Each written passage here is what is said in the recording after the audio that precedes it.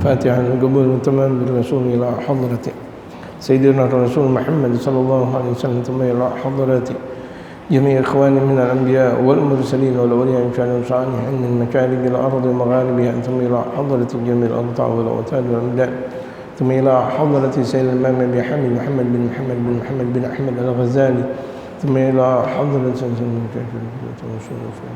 ثم إلى حضرة ثم إلى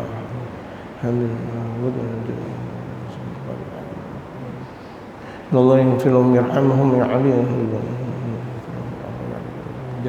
علينا من بركاته وأسرار منفعة بالدين والدنيا والآخرة.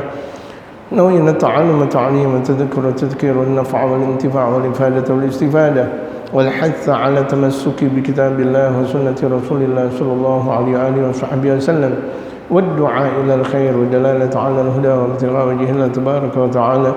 إن الله يجنب من الفتن والمحن ما ظهر منها وما بطن، وأن يجعلنا من الذين يستمعون القول فيتبعون أحسنه. إن الله يجزينا الخير ظاهر الباطن، جعل المودة والرحمة لنا ولهم برحمتك نستغيث برحمتك الكبرى عند القدسية، واجعل آخر كلماتنا من الدنيا بلا إله إلا الله محمد رسول الله صلى الله عليه وسلم، وأزواج ذرية الأحباب أجمعين. اجعل نيتنا تحت نية الحبيب المصطفى محمد بن سيد الإمام محمد بن أحمد الغزالي حبيبنا عمر إلى حضرة النبي المصطفى محمد صلى الله عليه وآله وصحبه وسلم. الفاتحة.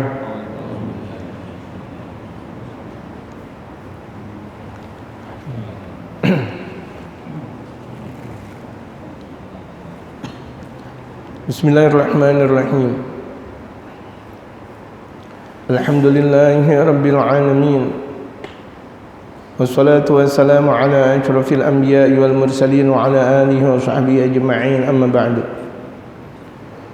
وقد قال المؤلف رحمه الله تعالى وأدام النفع به وبعلومه في الدارين آمين. قال: ينادي جبريل عليه السلام أن النار قد قصدت أمة محمد صلى الله عليه وسلم، ثم يأتي بقدح من ماء فيناوله رسول الله صلى الله عليه وسلم ويقول: يا رسول الله خذ هذا فرشه عليها، فيرشه عليها فتطفأ في الحال، فيقول صلى الله عليه وسلم: ما هذا الماء؟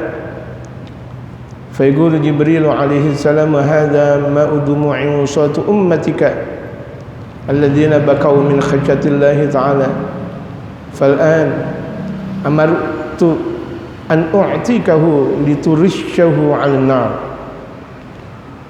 فتطفأ النار بإذن الله تعالى. وكان صلى الله عليه وسلم يقول: اللهم ارزقني عينين تبكيان من خشيتك قبل أن يكون الدمع. Dan malaikat Jibril alaihi salatu wassalam pernah menyeru kelak nanti di hari kiamat itu, annan nara qad qasadat ummata Muhammadin sallallahu alaihi wasallam, bahwa api neraka menyengaja datang ke umat Nabi Muhammad.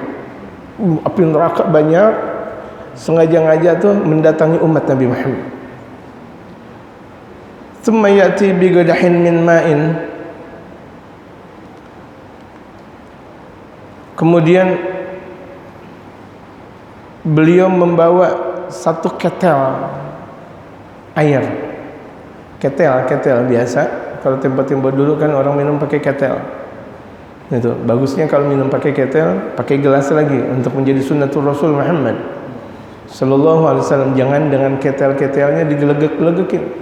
Glogok itu tidak menjadi sunnah. Bisa makruh, nanti keburukan malah menjadi haram. Iya. Legok. Ya. Dan baginda Rasul Muhammad sallallahu alaihi wasallam kalau minum selalu dengan gelas yang memang langsung terbuat dari tanah. Gelasnya itu seperti gelas-gelas kalau kita jumpai ya gelas-gelas poci gitu. Yang coklat atau yang hitaman gitu. Kalau kita ziarah ke keramat-keramat para wali songo terkadang ada tuh. Itu sunnatul Rasul Muhammad sallallahu alaihi wasallam. Rasulullah cinta sekali untuk minum gelas yang gelasnya itu terbuat langsung dari tanah. Gitu. mengingatkan bahwa beliau dari tanah, gitu maksudnya. Dan kita juga sangat-sangat bagus kalau misalnya kita minum pakai gelas yang terbuat dari tanah, mengingat bahwa diri kita memang terbuat dari tanah.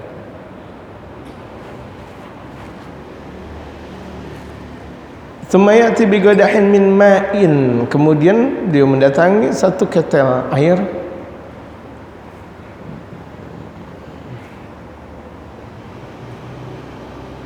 Kemudian maksudnya malaikat Jibril membawa seketel air. Fayunawiluhu Rasulullah sallallahu alaihi wasallam. Kemudian Rasulullah ambil ketel tersebut yang dalamnya air. Wa yaqul ya Rasulullah, kemudian malaikat Jibril berkata kepada Nabi Muhammad, ya Rasulullah, khudh hadza, ambil ni ketel, farushahu 'alaiha, percikan api neraka yang bakal mengadab umat engkau. Percikan ya Rasulullah. Sebagaimana dikatakan dari malaikat Jibril alaihi salatu wasallam, fayyarushuhu 'alaiha. Kemudian Rasulullah memercikan. Diambil ketel tersebut kemudian dipercikan ke api neraka. Apa yang terjadi? Fatatfa'u fil hali, ketika itu langsung dalam keadaan redam api neraka. Api neraka, bayangkan. Yang kalau misalnya kita mau lihat api dunia, andaikan mau dibakar nih dunia semuanya, itu api neraka yang paling kecil itu lebih tinggi, lebih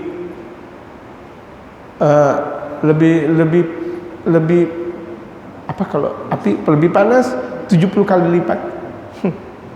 Andaikan ini seluruh bumi dibakar, timur, barat, utara, selatan semuanya dibakar, cuma sekedar percikan api neraka saja, itu nggak ada apa-apanya.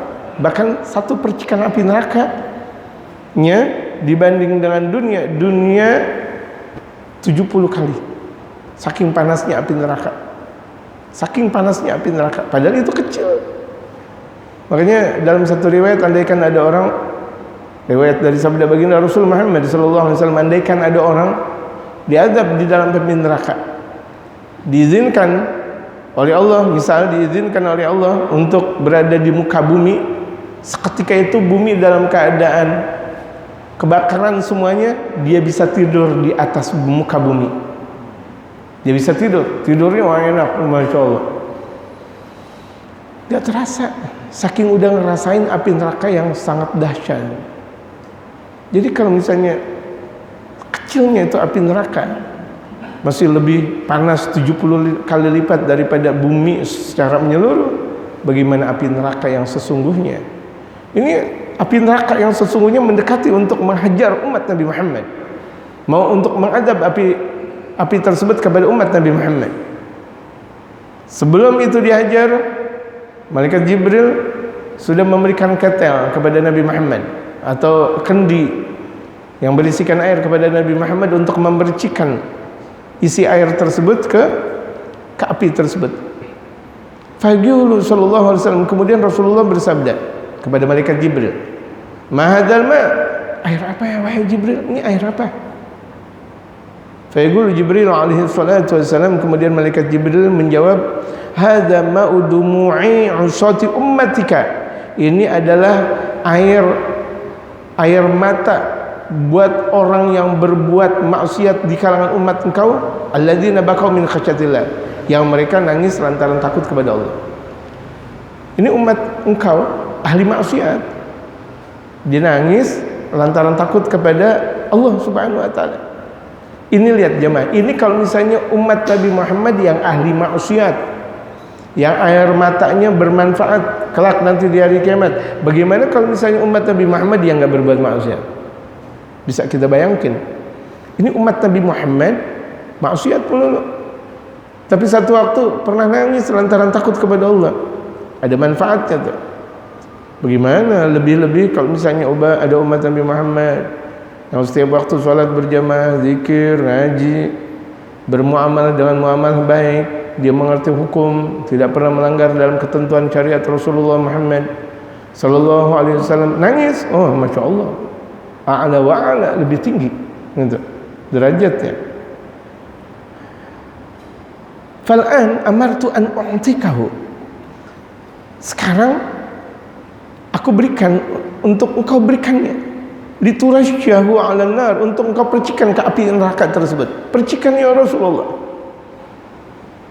Ketika itu dipercikan oleh baginda Rasulullah, fatatfa'un naru biiznillah. Ketika itu api neraka yang sedang besar-besarnya sekejap langsung redam dengan izin Allah Subhanahu wa taala. Allahu akbar. Berarti manfaat gak kalau misalnya kita nangis, jemaah? Jemaah, manfaat gak kalau kita nangis? Manfaat. Wa ilam tabki fatabak. Kalau engkau tidak mampu nangis, coba berupaya untuk nangis. Gak mampu nih nangis, coba berupaya untuk nangis. Malam, ya Allah, dalam keheningan malam gak bisa nangis nih kayaknya. Upayain biar kita bisa nangis. Gimana ceritanya? Ini Rasulullah ngajarin kita. Kita gak bisa nangis, upayain biar nangis. Di malam hari nggak bisa, coba deh sebelum subuh.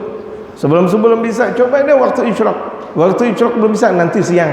Waktu siang belum bisa, nanti sore. Sore belum bisa, nanti malam lagi. Artinya tuh coba dan coba dan coba dan terus. Karena manfaat nangis itu sangat. Orang yang kalau kebanyakan nangis lantaran takut kepada Allah, dia punya hati lembut nanti pada akhirnya. Tapi nangisnya karena Allah, takut akan adabnya Allah Subhanahu wa taala. Tidak sebagaimana dalam firman Allah Subhanahu wa taala, fala takhshawhum wakhshawni. Jangan kalian takut kepada mereka. Jangan. Ngapain pakai takut sama makhluk? Takut sama penyakit, takut sama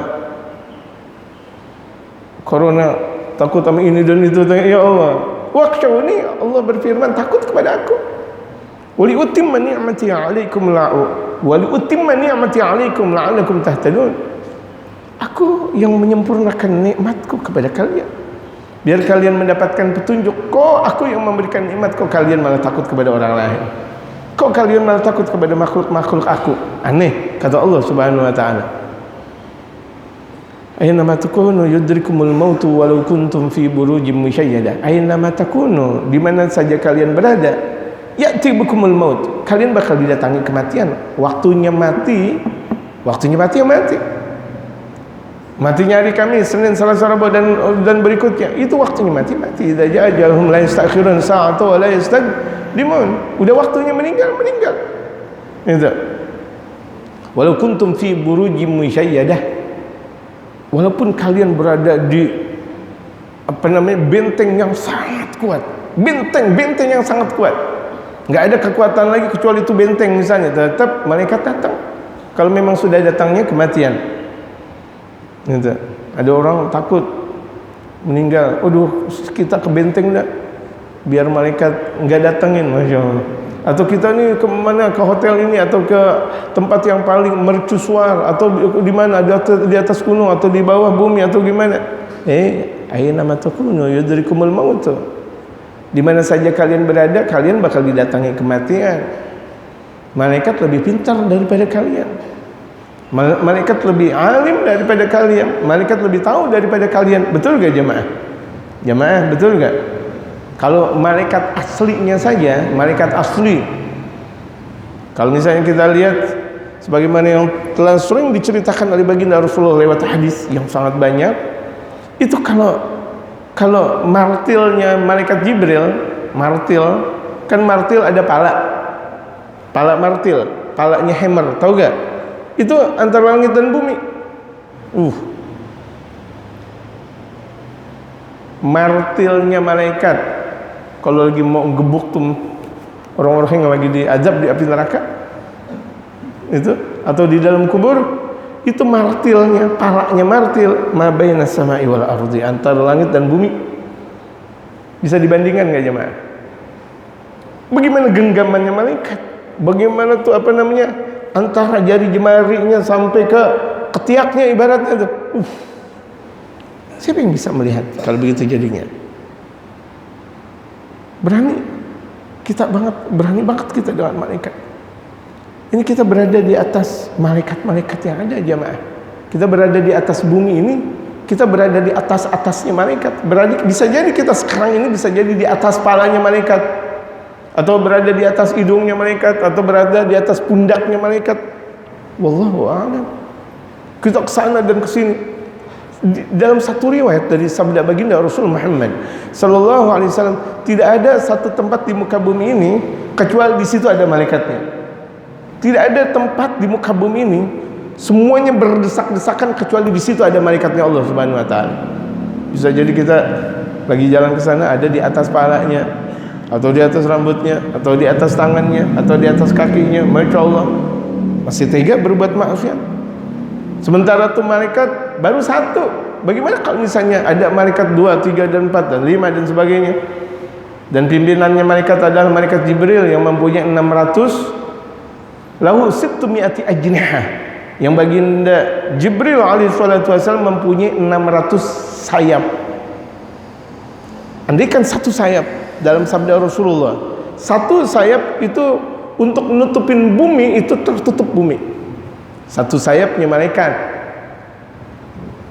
Umumnya malaikat ada 2-3 sayap, dan malaikat Jibril ada 600 sayap. Baru satu sayap bumi aja udah tertutup. Apakah kita tidak malu dengan malaikatnya Allah Subhanahu wa taala? Enggak pernah nangis, sementara malaikat Masya Allah hobinya nangis. Ya, malaikatnya Allah hobi nangis, nangis lagi. Ada sebagian mereka dari mulai diciptakan yang ruku-ruku, yang i'tidal, yang salat, yang duduk, yang nangis. Masya Allah, itu malaikatnya Allah. Allahu Akbar.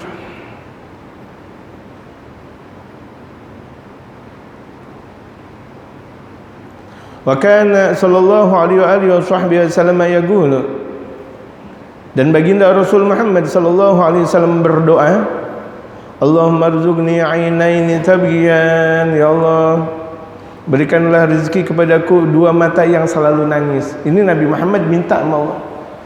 Allahumma rzuqni ainaini tabghiyan, ya Allah. Terkadang baginda Rasulullah kalau lagi berdoa, saking semangatnya berdoa sampai tingginya berdoa, ini beliau punya gamis, punya jubah sampai ketarik sampai ke bawah, sampai kelihatan ketiak Rasulullah yang putih ini. Sampai sini terkadang. Ya, ini secara kebetulan saya lagi pakai gamis kecil. Kan ada, atau jubah. Kan sebagian ada jubah yang besar atau gamis yang besar sebegini. Pernah ngeliat nggak? Begini. Tuh kalau misalnya lagi ngangkat tangan, ya ke bawah. Itu sering kali baginda Rasulullah sampai sini kelihatan. Untuk saking khusyuknya baginda Rasulullah dalam berdoa, Allah marzuqni ainaini tabkiyan, terus nangis baginda Rasulullah. Ya Hayyu ya Qayyum. Itu doa baginda Rasul Muhammad sallallahu alaihi wasallam, yang minimal baginda Rasulullah doa seperti ini.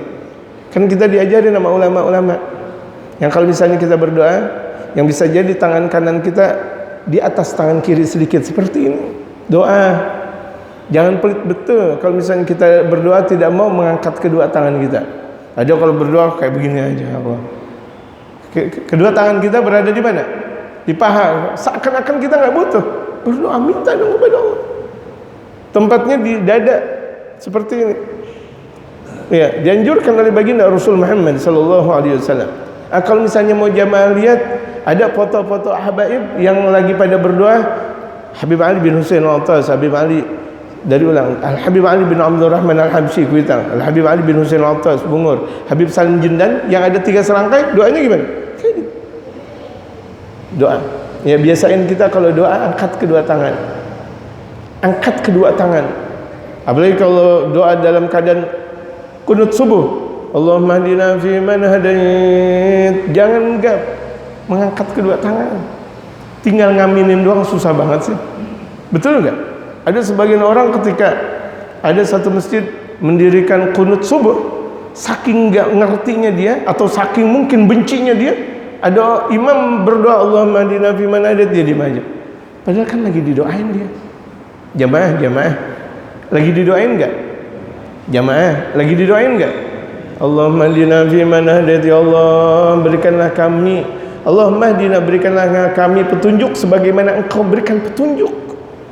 Kita minta petunjuk kepada Allah, dia enggak mau. Allahumma hdina fi man hadait wa afina fi man afait, ya Allah berikanlah kami afiat sebagaimana engkau berikan afiat kepada orang-orang terdahulu. Kita nggak mau. Lucu gak? Didoain nggak mau, tapi giliran kalau disumpahin dia takut.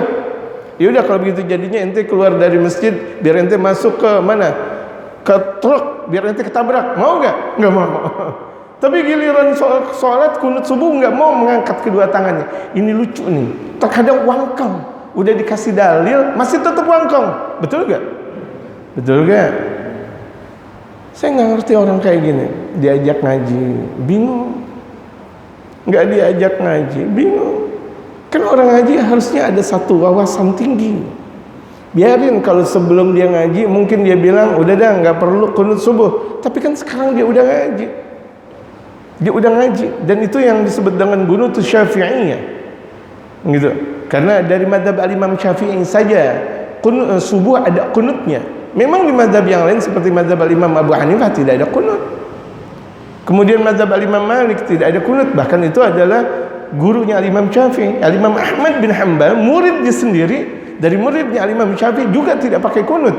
Imam Syafi'i, tapi beliau mengakui di situ ada baginda Rasulullah ketika sholat subuh berkunut. Lalu ada dalil. Ketika dikatakan ada dalil dengan tidak ada dalil, mana yang kuat? Ada atau tiada? Allahu Akbar, Allahu Akbar. Ya mah, ini saya kasih tuh. Ustaz Abdul Aziz, anda lihat tadi ada salat subuh, anda ngelihat. Yang lain bilang anda nggak ngelihat. Ketika ada orang nggak ngelihat, dengan bantahan saya ngelihat, mana lebih kuat? Saya ngelihat atau mereka tidak ngelihat? Saya ngelihat, orang saya ngelihat ada. Paham nggak jemaah? Jemaah bisa paham nggak? Ini saya mau artinya mempelajari bagaimana cara meletakkan dasar hukum yang ada. Jangan sebrutal-brutalnya kita udah ngaji, wacana kita bijak. Kita udah ngaji, cakrawala kita bijak. Gitu. Jangan bodoh lagi. Dan jangan menurut maunya kita lagi, jangan. Kita hidup menurut syariat baginda Rasul Muhammad sallallahu alaihi wasallam, yang itu semuanya sudah dikodifikasikan oleh mereka para ulama-ulama saleh, di antaranya mazhab yang 4, al-Imam Abu Hanifah, al-Imam Malik, al-Imam Syafi'i, dan Imam Ahmad bin Hanbal. Gitu.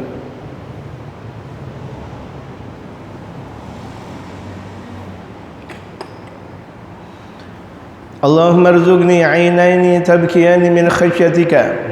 Ya Allah, berikanlah rezeki kepadaku dengan dua mata yang sering nangis. Tabkiyan kan fi'il mudhari'.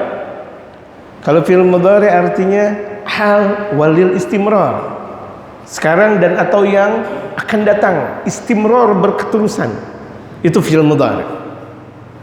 Fi'il mudhari' di antara maknanya artinya berketerusan. Jadi nangis banyak. Ainaini tabkiyani, dua mata yang sering nangis. Makanya pakai fi'il mudhari'. Makanya kalau misalnya ada orang mengatakan Allah sekarang lagi ngapain? Pak Felix, Allah sekarang lagi ngapain? Pak Felix, Allah sekarang lagi ngapain? Malu.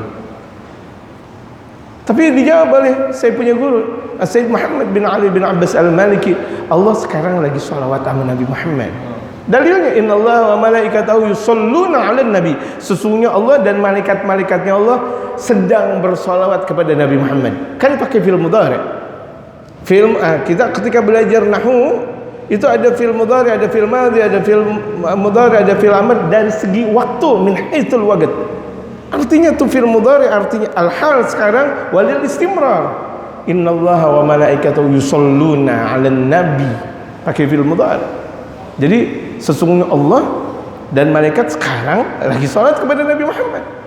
Bolehkah diartikan seperti itu? Boleh, karena menggunakan fi'il mudhari' yang menggunakan arti al-haliyah walil istimrariyah.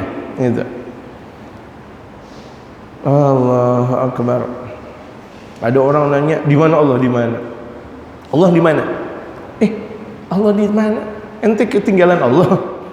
Ente lupa di mana Allah berada. Ente taruh mana tuh Allah kalau begitu jadinya? Di mana Allah? Di mana Allah? Ainallah, ainallah. Ini kan pemahaman yang mengkerucut, dia di mana dia mempunyai pemahamannya jatuh fil inhitat, dia punya akidah jatuh kalau begitu jadi.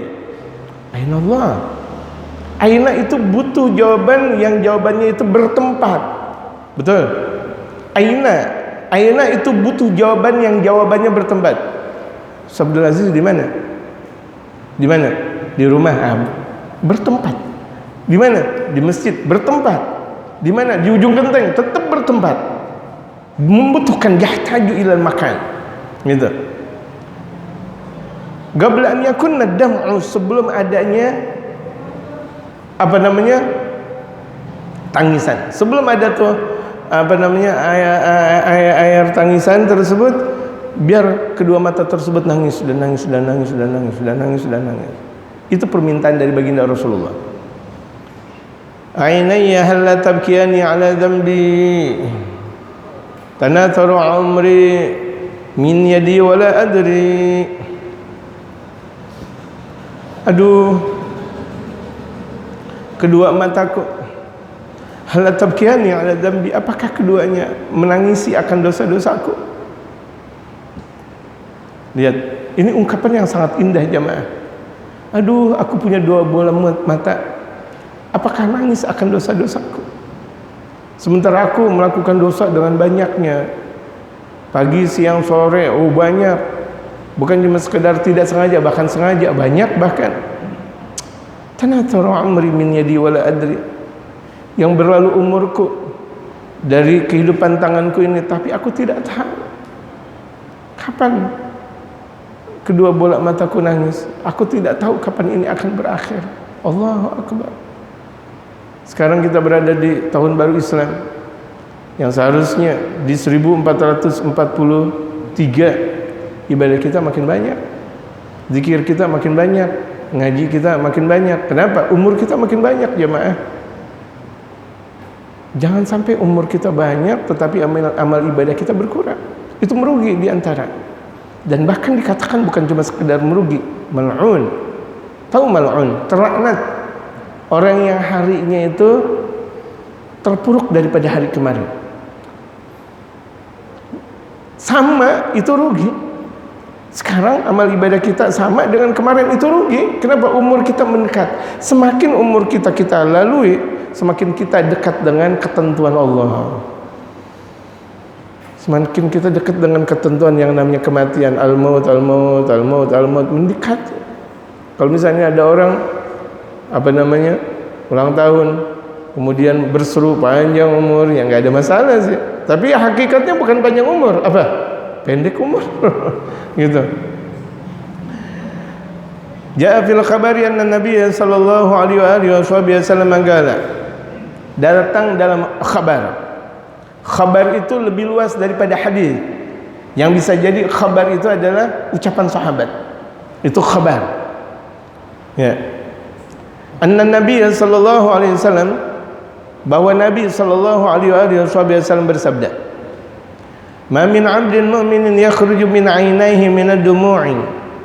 Tidak ada di sisi seorang yang beriman yang keluar dari kedua matanya akan tangisan, mithal ra'si dzubabi, tangisan tersebut cuma seperti kepalanya lalat, kecil. Tangisan tersebut seperti kepala lalat doang, kecil betul. Min khasyatilah, nangis karena takut kepada Allah, fayusibu harra wajhihi fatamassahu an-naru abada, yang tidak bakal mungkin mengenai paras mukanya kemudian menyentuh api neraka selama-lamanya, nggak bakal mungkin. Jadi kalau misalnya ada seorang mukmin dia nangis karena Allah, dia nangis karena Allah walaupun air matanya sekecil apa? Kepala lalat, nggak bakal tersentuh dengan api neraka. Kenapa? Kena ini muka di sini. Makanya mereka para ulama-ulama saleh kalau misalnya nangis nggak mau dilap, biarkan tuh tangisan air mata meleleh ke bawah, makin terus lagi. Terkadang kan ada air mata udah di sini, ke sini lagi, ke sini lagi, sini lagi. Itu jadi saksi yang tidak bakal tersentuh api neraka. Amin, amin. Jadi kalau kita nangis, tapi ingat, nangis karena apa dulu? Ingat nih, Ingat karena apa dulu, nangis karena apa dulu. Kalau memang alhamdulillah dia nangis betul karena Allah, nangis takut karena Allah, biarinlah beleweran air mata. Dengan beleweran air mata itu jadi saksi, dan insya Allah muka kita nggak bakal diadab sama Allah. Amin ya rabbal alamin. Beruntung nggak? Beruntung. Emang kita disuruh banyak nangis, bukan disuruh banyak ketawa. Orang kalau misalnya dalam 3 hari aja dia nonton seperti yang lucu-lucu, apa namanya? Lucu-lucu. Ya, yang ketawa-ketawa itu. 3 hari berturut-turut dia dengerin, dia ngelihat yang lucu-lucu, hatinya keras. Dia ketawa mulu, disuruh nangis dia ketawa. Udah gitu dalam ketawaannya itu terkadang ngomelin orang, jelekin orang, betul gak? Dalam lawakan-lawakan, betul gak jamaah? Gak pantas dalam melawak jelekin orang. Bahkan kalau misalnya ada seorang dai penceramah, katanya ulama, tujuannya untuk melawak, neraka buat dia lebih pantas. Neraka lebih pantas buat dia. Maulid yang ceramah, artis yang bener aja ente, nggak tahu kenapa disuruh ceramah, diketawa, merusak aura masjid, merusak aura maulid, merusak aura keagungan umat Islam. Yang sementara ulama yang sesungguhnya nggak diundang untuk ceramah, cuma sekedar baca doa. Ulama yang sesungguhnya suruh baca doa, artis suruh ngelawak di masjid, senggol apa, naudzubillah min dzalik. Nggak takut kita sama Rasulullah. Seseorang nih ceramah tujuannya biar dilawakin, biar diketawain orang, neraka buat dia lebih layak. Nah, kalau begini jadinya pengurus-pengurus masjid masih demen milih-milih apa namanya ustaz-ustaz yang jadi pelawak. Sementara pelawak jadi ustaz. Ustaz jadi pelawak. Nauzubillahi min dzalik. Sebenarnya ini saya mau ngomong, tapi saya mau ngomong waktunya kapan? Sekarang waktunya tepat, betul nggak? Kalau waktunya tidak tepat kan nggak enak juga saya. Ini waktunya tepat, ngepas. Allahu Akbar. Kenapa nggak panggil undang-undang ulama-ulama yang seperti Hadratus Syekh Abdullah Syafi'i yang membuat jutaan orang nangis? Kenapa nggak undang yang kayak gitu? Kalau undang manusia, nggak usah ditaruh di masjid atau gimana. Ente ngelawak, ngebodor di jalanan juga nggak ada masalah. Kalau tujuannya orang pada datang, betul nggak? Ini syariat jamaah. Ini syariat. Ini syariat.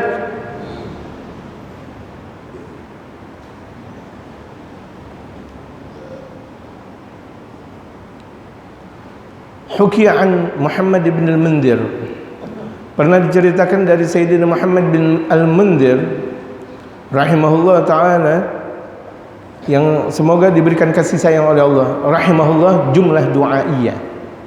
Jumlah du'aiyah artinya jumlah yang menyentuh tentang doa, artinya bermakna doa. Semoga, itu kan semoga. Kalau semoga kan berarti doa. Rahimahullahu ta'ala, yang semoga diberikan kasih sayang oleh Allah. Annahu kana idza baka, Sayyidina Muhammad bin al-Mundhir ketika beliau nangis, yamsahu wajahu wa lihyatahu bidumu'ihi. Beliau nangis, kemudian beliau hapus mukanya itu dan jenggotnya dengan air matanya. Artinya tuh air matanya dipanjangin sampai ke muka, sampai ke jenggot. Maksudnya apa? Biar jadi sanksi. Tangisannya di sini, kemudian dipanjangin ke seluruh muka dan ke jenggot-jenggot yang ada, biar jadi saksi. Jangan sampai tersentuh dengan api neraka. Itu amalan as-salafun salihun, amalan wali-wali, amalan mereka para ulama-ulama saleh. Kalau wali-wali, amalan ulama-ulama saja, mereka bertawasul dengan air matanya mereka. Masa kita tidak bertawasul? Itu kan namanya bertawasul ya, dengan air matanya mereka. Mudah-mudahan dengan air mataku ini muka enggak bakal kena sentuhan api neraka. Wa yaqulu, beliau berkata, ballagani anna an-nara la takulu mawdi'an masathu dumu'. Pernah sampai berita kepadaku, kata Al-Imam Muhammad al-Mundhir, telah sampai berita kepadaku bahwa api neraka tidak bakal makan tempat yang di situ ada sentuhan air mata. Kalau di situ ada sentuhan air mata, api neraka enggak bakal menyengatnya, enggak kena api neraka, enggak bakal diadab sama Allah Subhanahu wa taala, mata, muka, jenggot, atau bahkan sampai kemana? Sampai ke tubuhnya yang sudah kena air mata lantaran takut kepada Allah. Ingat, takut kepada Allah, bukan nangis biasa. Kakinya kejepit dia nangis. Nangis biasa namanya. Dia punya kaki cantengan, nangis, ya nangis biasa. Beda nangis karena Allah dan nangis karena sakit. Dia sakit mulu, sakit nih pala, berarti bukan nangis karena Allah. Aduh saya lapar nih. Kenapa? Emang puasa, wajar, namanya puasa, lapar, wajar, dia sampai nangis. Wah, ini bukan karena Allah nih, gitu. Bedain. Fayambaghi lil mu'mini an yakhafa min adzabillah. Maka seyogianya buat orang yang beriman itu dia takut kepada azabnya Allah.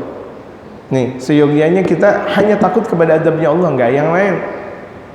Enggak corona, enggak muntaber, enggak jantung, enggak liver, enggak diabetes, enggak apa, enggak. Takutnya sama azab Allah. Takutnya sama azab Allah. Wa yanha nafsahu 'ani syahwatin nafsaniyati, dan dia mencegah dirinya dari syahwat jiwa. Syahwat jiwa. Syahwat jiwa itu kalau udah maunya dahsyat. Pokoknya mau ini itu syahwat jiwa. Enak kali ya kalau misalnya ini hari makan cendol, ente punya duit enggak? Syahwat jiwa. Enak kali ya kalau misalnya saya punya istri begini-begini, ente udah punya istri. Itu syahwat jiwa. Oh enak kalian nih, saya punya rumah, ini punya duit enggak punya. Itu syahwat jiwa. Tuh lihat, hati-hati itu, syahwat jiwa itu merusak. Syahwat itu arti kemauan. Nafsaniyah jiwa. Itu enggak pernah kenyang dengan yang satu, mau 2, 3, 4 dan begitunya. Enggak ada qanaah dalam hidupnya. Enggak pernah merasa cukup. Gitu. Na'udzubillah, itu bila kalau itu udah nafsu jiwa udah bersemangat di dalam hati seseorang untuk mendapatkan harta, nggak ada habis-habisnya akhirnya. Pantas Rasulullah bersabda la yashba'an. Ada 2 kelompok yang nggak pernah merasa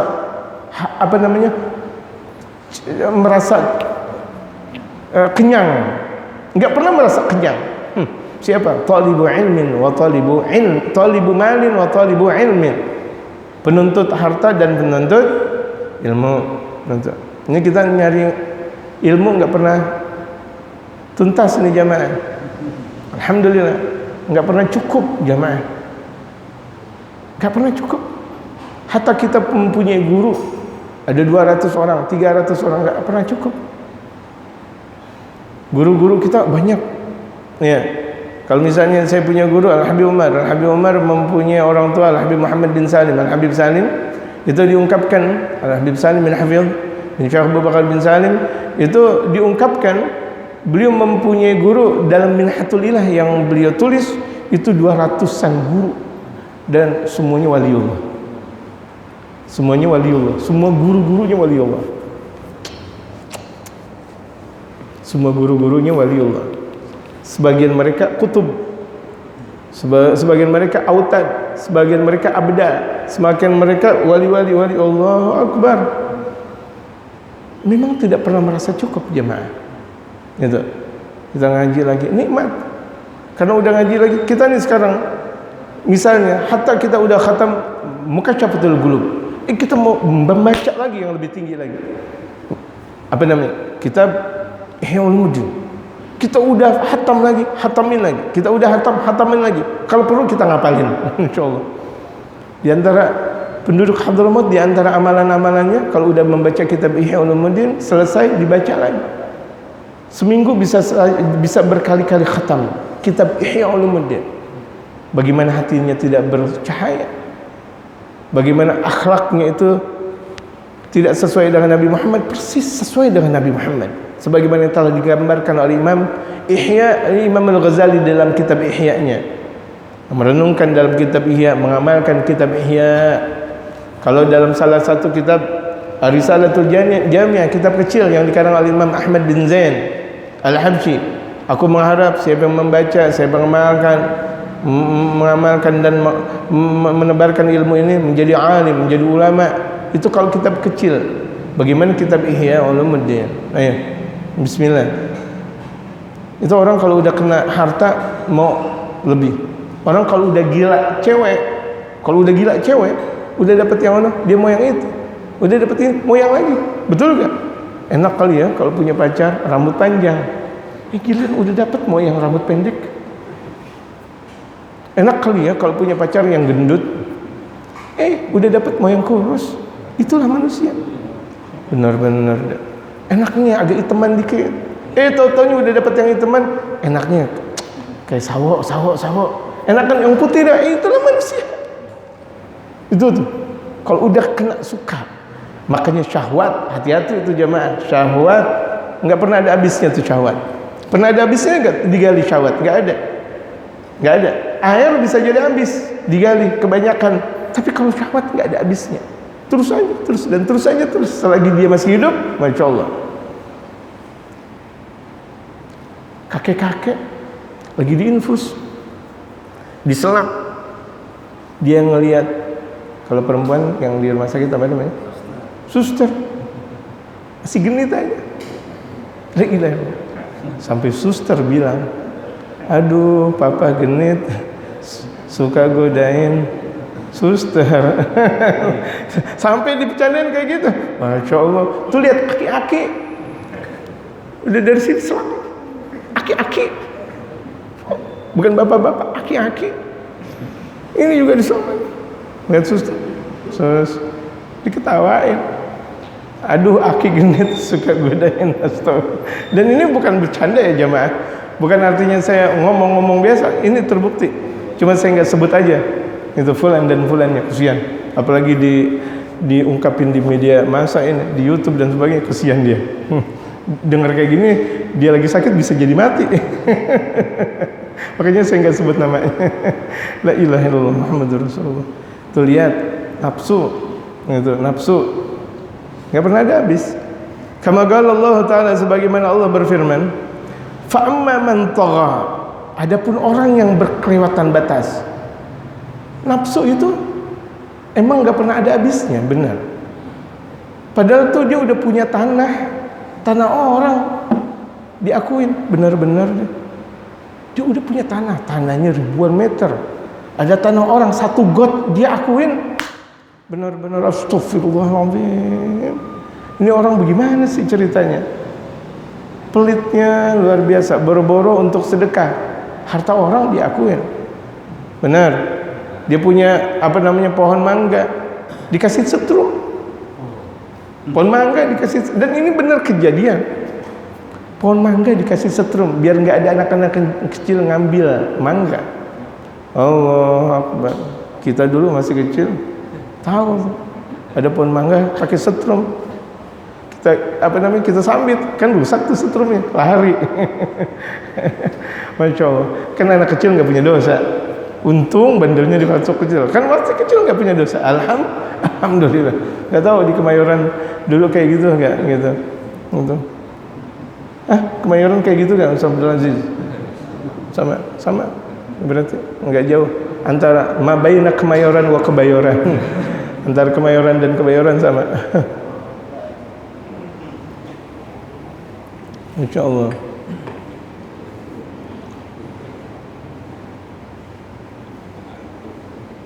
Wa atharul hayatad dunya, dan dia lebih memilih kehidupan dunia daripada akhirat. Allah berfirman, "Qul mata'ud dunya qalil wal akhiratu khairul liman ittaqa wa la tuzlamuna fatila." Allah berfirman, "Qul," katakan ya Rasulullah, mata'ud dunya qalil. Kenikmatan dunia cuma sedikit. Nih, coba jamaah pikir. Jamaah sekarang ada yang umur 30, ada yang 40, ada yang 50, 60, 70. Oke lah, sekarang 70. Paling usia dari 70, 30 tahun lagi. Itu juga. antara ya dan tidak. Hampir ucapan saya nggak benar nih, tapi ada juga kan 30 tahun lagi bisa jadi kita umur 60, bisa jadi umur kita ditambah lagi 40 kan jadi 100. Alhamdulillah banget, Masya Allah. Kalau udah 100 tahun ngapain? Masih enak gak minum ini dan itu, ini dan itu? Makan dodol sebagaimana dulu Idul Fitri kita makan dodol, enak gak? Giginya gak ada. Masya Allah. Makan apa namanya, kacang gurih, Masya Allah, enak banget. Udah bisa gak? Dia main bola sebentar. Padahal di 80 tahun yang lalu, berarti kan usia 20 tahun, dia makan apa aja enak. Gemblong dia makan enak, dodol dia makan enak, donat dia makan enak, semuanya. Kacang dia makan enak, sampai apapun dia makan enak semuanya. Masya Allah, luar biasa. Ingat, kan terkadang usia 60 tahun aja udah luar biasa. Mau duduk salah, mau sila kanan kiri salah. Pokoknya jamaah yang penting ngaji nggak apa-apa. Mau duduk bagaimana saya nggak omelin, enggak. Yang penting ngaji. Nggak ada masalah, nggak ada masalah. Saya nggak komentar. Ini artinya nih kalau udah usianya lama, 1 jam 2 jam ngaji bisa berbolak-balik. Betul, berbolak-balik nih, kanan yang atas, kanan yang terus berbolak-balik. Emang udah usia kayak begitu. Jalan juga udah susah, emang mau ngapain? Kuping budak lagi katanya, kesian banget. Iya, kupingnya udah budak, Masya Allah. Rumahnya enak, rumahnya 1 RW semua rumah dia, tapi kuping budak, enak gak? Mbak, udah makan? Mbak, udah minum Orson belum? Mbak, dia budak, mau bilang gimana? Enak gak? Ya enak, dunia sebentar. Gul mata'ud dunia galil wal akhiratu khair. Sementara akhirat itu lebih baik, lebih banyak, lebih hebat dari segala-galanya. Liman ittaqa, tapi buat orang yang bertakwa. Mudah-mudahan kita bertakwa kepada Allah Subhanahu wa taala. Fa innal jahima hiyal ma'wa, dan sesungguhnya jahim itu adalah tempat buat orang yang rakus dengan dunia. Wa man arada an yanjua min adzabillahi, barang siapa yang hendak selamat dari azabnya Allah, wa yanala thawabahu, dan memperoleh pahala yang datang dari Allah, wa rahmatahu, dan memperoleh rahmatnya Allah, falyasbir, hendaklah sabar. Sabar dengan apa? Ala cada'id dunia, dengan dahsyatnya dunia. Orang yang udah mulai punya emas lagi, punya mobil lagi, punya harta lagi, punya istri lagi, punya rumah lagi, biarin. Emang dia udah mampu, biarin. Dia udah punya pesawat, biarin. Alhamdulillah, emang itu udah nikmat Allah yang Allah berikan kepada dia. Betul nggak? Nggak usah celutak kita, nggak usah kita lihat-lihat, enak banget tuh dia. Rumahnya makin lama makin gede aja tuh, mobilnya makin banyak. Nggak perlu, itu karunia Allah. Kalau kita mau minta sama Allah Subhanahu wa taala, sabar gitu. Ala cada'id dunia, dengan dahsyatnya dunia, difitnah dia, dijelekin, dibuli, sabar. Dunia sebentar. Wa ta'atillah, dan sabar dengan taat kepada Allah. Kita sholat subuh, habis sholat subuh ngaji. Sementara orang-orang boro-boro sholat subuh, habis enggak sholat subuh, kemudian ditidur lagi. Bangun nanti asar. Kemudian nanti ba'dal maghrib dia makan, kemudian begadang lagi. Sebegitulah sehari-harinya. Sementara kita biarin, sabar. Kita zikir lagi, kita ngaji, kita kerja, kita bangun nabi lagi, kita bangun peradaban di sisi masyarakat yang ada, antara yang muda bersatu dengan yang tua bersatu dengan yang muda. Terus kita kiprahkan lagi. Capek, biarin, sabar. Dunia sebentar. Enggak lama juga kita meninggal. Betul enggak? Enggak lama meninggal. Gitu, sebentar. Kalau udah datang waktunya. Wa yatanibal ma'asi, dan sabar menjauhi maksiat. Itu perempuan, la ilaha illallah, cantiknya luar biasa. Sabar. Itu bukan istri ente. Sabar. Itu bukan istri ente. Allahu Akbar.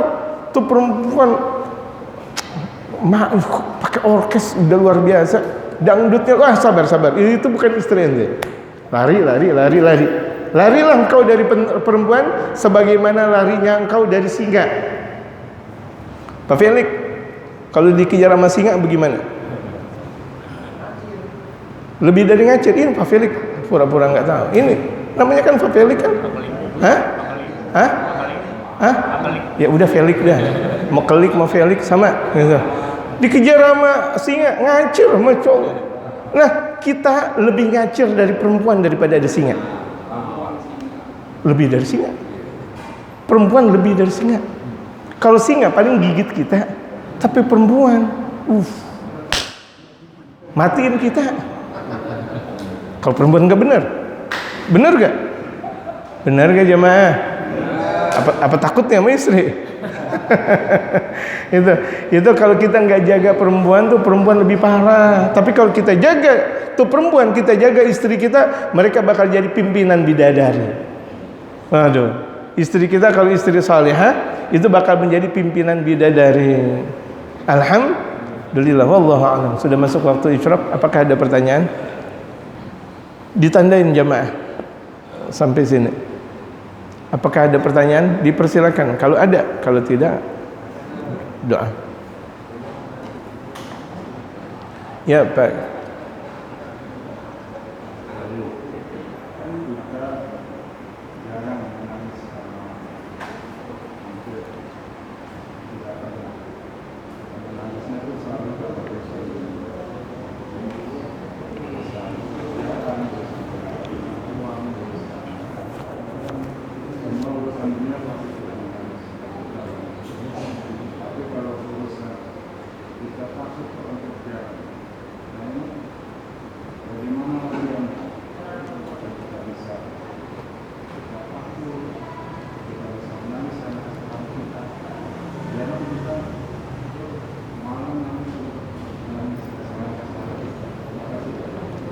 Ya, Imamul Haddad, Al-Imamul Haddad Al-Habib Abdullah bin Alawi Al-Haddad dalam kitab An-Nasaih Diniyahnya beliau mengatakan, jika engkau tidak pernah terbersit untuk nangis dan tidak bisa nangis dan susah nangis, cobalah ingat engkau ketika waktu dalam keadaan sakaratul maut. Ini Imamul Haddad. Artinya saya nggak perlu jawaban dari saya, karena udah ada jawaban dari guru-guru kita, dari wali-wali kita. Beliau berkata, ketika engkau susah untuk nangis kayaknya susah banget nih. Udah zikiran susah banget nangis, ngaji susah banget nangis, sampai di keningan malam juga nggak bisa juga nangis, parah banget nih. Ya Allah, keras amat nih hati. Ingat ketika engkau berada di dalam keadaan sakaratul maut. Bagaimana ketika engkau berada di dalam keadaan sakaratul maut dan engkau ditalkinkan oleh sahabat-sahabat engkau, dan kemudian sahabat engkau menangis ketika engkau meninggal, dan engkau digeletakkan di atas tempat tidur, diarahkan ke arah kiblat, kemudian setelah itu dimandikan, setelah dimandikan dikafankan, setelah dikafankan ditaruh di kurung batang. Ingat bahwa engkau bakal disolatkan. Habis disolatkan engkau berada ditaruh di dalam kubur, dan di kuburnya engkau sendiri setelah dilapisi papan dan tanah. Orang sudah berlari dan sudah menjauh dari kuburan kita. Apakah tetap engkau tidak menangis? Itu dia. Jadi di antara terapi dari Al-Imamul Haddad Al-Habib Abdullah bin Muhammad bin Alawi Al-Haddad, kalau kita susah nangis, ingetin kematian, ingetin adab Allah. Wah, adab Allah, ya Allah dahsyat. Itu ingetin yang kayak gitu. Belum juga ingetin lagi dah, ya Allah ada jenazah, ya Allah ada yang meninggal lagi. Masjid, innalillahi wa inna ilaihi raji'un. Makanya cepat-cepat kita datang ke masjid, nyolatin jenazah, terbersit di dalam hati, ya Allah tuh giliran dia. Bisa jadi entar besok atau kapan saya bakal menyusul. Ya Allah, dia lagi dimandiin, dikain kafanin, ya Allah dia lagi dikubur. Makanya kita gemar kalau misalnya ada kematian untuk ikut jenazah. Selain kita nyolatin jenazah, kita ikut nguburin. Di situ ada 2 pahala besar yang disabdakan oleh baginda Rasul Muhammad SAW, 2 gunung Uhud yang semuanya berlapiskan dan berasalkan semuanya dari emas. Kalau ada orang meninggal dunia, kita takziah, kemudian kita ngikutin sampai ke kuburannya. Itu kemudian malamnya kalau perlu ikutin tahlilan, hati kita akan terbentuk semuanya. Setiap ada yang kayak gini lagi, ikutin lagi sampai kita ikutin tahlilan. Kemudian ada orang meninggal dunia, ikutin dari proses awal. Seburuk-buruknya kita, ini kita jamaah. Sedahsyat-dahsyatnya kita kalau ada orang meninggal dunia dari keluarga kita, insya Allah menangis. Kita bandelnya luar biasa. Si raja preman, bapaknya meninggal, dia nangis. Insya Allah dia menangis, betul nggak? Orang lain meninggal belum tentu dia nangis.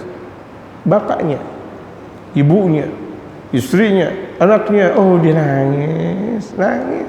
Pasti insya Allah dia nangis. Nah kalau udah nangis itu biasakan lagi, terus ngaji lagi. Makanya kalau misalnya ada orang kira-kira dia nggak pernah ngaji, nggak pernah sholat berjamaah, giliran ada keluarganya meninggal dia sholat berjamaah, kita ikut langsung, kita tarik. Kenapa? Biar terus, jangan kita bilang tumben ente ke masjid, la ilaha illallah. Comel betul. Dosa ente kalau begitu jadinya. Gara-gara tuh dia nggak sholat, gara-gara ente. Comel banget. Tumben bapak lu habis mati ya? Astagfirullah. Pas parah. Bapak lu habis mati ya? Tumben lu sholat. Ente kalau begitu jadinya ente nggak usah hidup di dalam dunia dah. Nyakitin orang kalau begitu jadinya. Yang enak ya Allah, tuh bapak udah meninggal, ya udah. Ente kalau sayang sama bapak ke masjid. Ente kalau sayang sama bapak udah ngaji lagi, istiqomahin ngaji. Ayo bareng ngaji. Di sini ada pengajian, malam ini ada, malam itu ada, malam ini ada, pagi ini ada, pagi itu ada. Udah ngaji, ayo bismillah. Nggak bisa ngaji, ente nggak disuruh baca kitab. Saya nggak punya duit, ente nggak disuruh nggak pernah, panitia nggak pernah minta duit sama ente. Udah yang penting ente ngaji udah. Benar begitu? Iya, deketin. Insya Allah kuat. Orang ketika lagi dampak musibah, orang lagi kena musibah, diberi nasihat biasanya kuat. Habis kematian keluarga, kan dia sholat biasanya. Kemarin sih enggak. Giliran ada satu keluarganya meninggal, jadi sholat enggak ada masalah. Tarik. Jangan bilang tumben, astagfirullahaladzim. Jangan. Ada anak muda pakai sorban, tumbeng tong pakai sorban, jangan. Ente udah tua nggak pakai sorban. Aturan ente tuan yang pakai sorban, nggak jadi anak muda pas pakai sorban ente bilang, tong, ente belum haji, pakai peci haji lagi. Lah ente udah haji, nggak pernah pakai peci. Astagfirullah. Ini nggak benar ini ucapan kayak gitu. Mau pakai ini peci hitam, maksud saya apa? Peci apa nih? Peci putih. Mau haji mau enggak ada masalah. Siapa bilang yang pakai peci putih adalah orang yang sudah berangkat haji? Ini kok gini hari masih ngomong kayak gitu. Bukan ademin anak muda, bukan deketin anak muda, kasih duit tuh anak muda biar pada berkumpul. Peci diomongin, sorban diomongin, baca sholawat salah, disalahin. Jangan, hatinya kotor kalau begitu jadinya. Na'udzubillahi min dzalik. Ada lagi kah pertanyaan? Kalau ada,